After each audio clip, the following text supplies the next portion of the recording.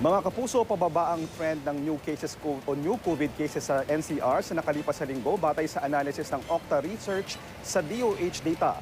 Mula May 1 hanggang 7, 2,347 ang average na bilang ng mga bagong kaso sa NCR, 58% na mas mababa sa peak ng surge noong March 29 hanggang April 4. Inaasahan nila na pagdating ng May 14, magiging mas mababa sa 2,000 ang new cases kada araw sa NCR.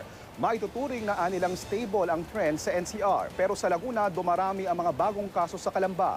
Maituturing ding areas of concern dahil sa pagdami ng new cases ang Cagayan de Oro, Puerto Princesa City sa Palawan at Bacolod. Inaresto sa Hong Kong ang isang Pinay at kanyang nobyo na parehong nagka-COVID.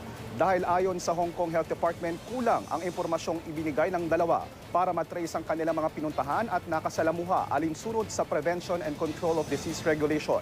Lumabas sa investigasyon na nagpositibo rin sa COVID ang ilan nilang nakasalamuha tulad ng kapatid at ina ng Pinay. Nagka-COVID rin ang 3 OFW na domestic worker na dumalo sa pagtitipon sa bahay ng kapatid ng Pinay. Isa sa kanila ang unang naiulat na nahawa sa pamamagitan ng community transmission na isa sa naging dahilan ng mandatory testing sa libu-libong domestic workers doon at pag-quarantine sa mga nakatira sa gusaling tinitirhan ng kanyang employer.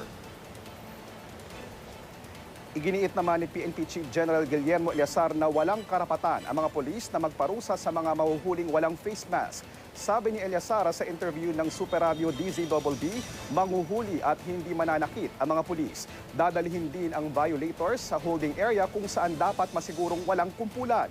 Bago nito, iniutos si Pangulong Duterte na arestuhin at i-detain at imbestigahan ang wala o mali ang pagsuot ng face mask. Sinabi rin ni Eleazar na palalakasin ang internal cleansing sa hanay ng pulisya at magre-recruit sila ng mahigit 17,000 pulis ngayong taon. Ako po si JP Soriano, buong puso para sa Pilipino.